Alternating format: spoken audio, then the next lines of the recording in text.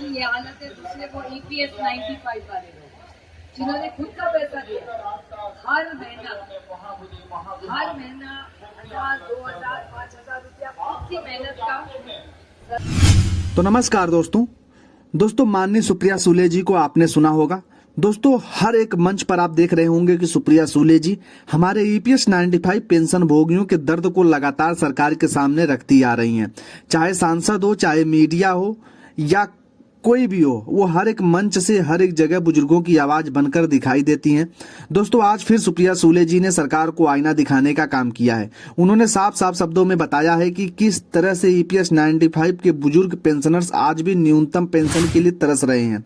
जिन लोगों ने अपनी पूरी जवानी देश के उद्योगों के फैक्ट्रियों में, निजी सेक्टर में खपा दिया, आज वही लोग अपने बुढ़ापे में दवा, इलाज और रोजमर्रा की जरूरतों के लिए संघर्ष कर रहे हैं। दोस्तों आप भी सरकार के पास हमारे जो है समय है, सभी अभी भी सरकार चाहे तो फैसला ले सकती है। कम से कम ऐसे मंत्री और सांसद जो हमारी बात को उठा रहे हैं, जो बुजुर्गों की पीड़ा को समझ रहे हैं, उनकी बात का तो मान रख लिया जाए। सुप्रिया सुले जी लगातार बिना थके, बिना हारे हमारे पेंशन भोगियों के भाई के हक की बात कर रही हैं। कॉन्ट्रीब्यूशन बना के सरकार को दे दिया, सारा पैसा सरकार के पास पड़ा है। उनके हक का पैसा, उनके मेहनत का पैसा है, टैक्स भरा हुआ पैसा जो रिटायरमेंट के बाद उनको मिलना है। आज अगर एक दादा दादी बच्चे को, नाती को एक छोटा सा गिफ्ट भी लेने जाए तो उनके पास पैसा नहीं है, क्योंकि वो सरकार के पास फाइट पड़ी। और हर सेशन के पहले हम सबको EPS 95 वाले मिलते और बोलते हैं कि हमारे रिटायरमेंट का पेंशन का क्या होगा। कोई भी देखे फैमिली पेंशन है 30% कि आपकी मेहनत की कमाई। महाराष्ट्र में तो आपने सुना होगा, किसान हो, शिक्षक हो, अभी कॉन्ट्रैक्टर भी हमारे सुसाइड करने लगे। देखिए आप, बहुत दुख की बात है।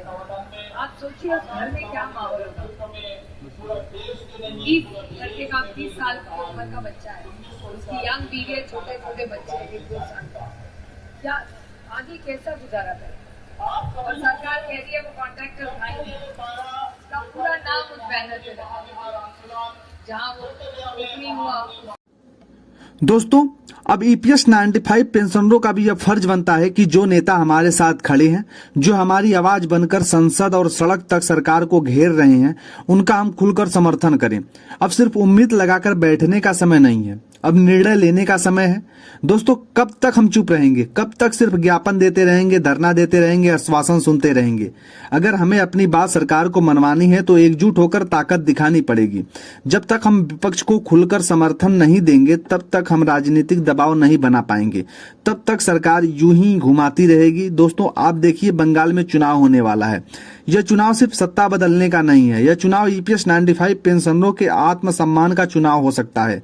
अब हमें कलम नहीं बल्कि वोट की ताकत का इस्तेमाल करना पड़ेगा।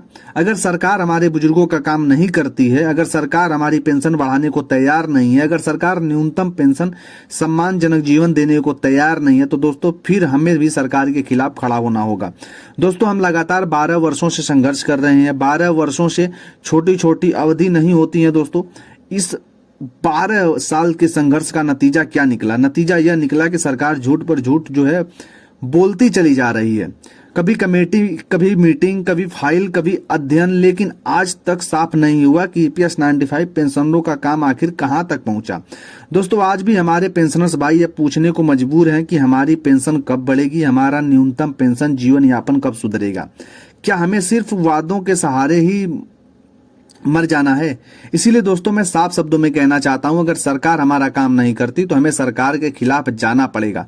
अब सिर्फ सरकार को नहीं, सरकार से आगे बढ़कर हमें सोचना पड़ेगा। दोस्तों मौजूदा सरकार ने, अब मुझे रत्ती भर उम्मीद नहीं दिखती कि यह सरकार EPS 95 पेंशनरों का काम करना ही नहीं चाहती। इसका एक ही काम है, समय काटना, तारीख बढ़ाना, मीटिंग टालना और बुजुर्गों को थकाना। मैं पूछता हूं दोस्तों, ऐसा कौन सा काम है जो 12 वर्षों से नहीं हो सकता? अगर सरकार चाहती तो आज हमारे बुजुर्गों के सम्मान के साथ जो जी रहे होते और उनको जो है एक बढ़िया पेंशन मिल रहा होता, लेकिन नहीं, इस सरकार ने सिर्फ समय की हत्या की है और हमारे बुजुर्गों के सब्र का इम्तिहान लिया है।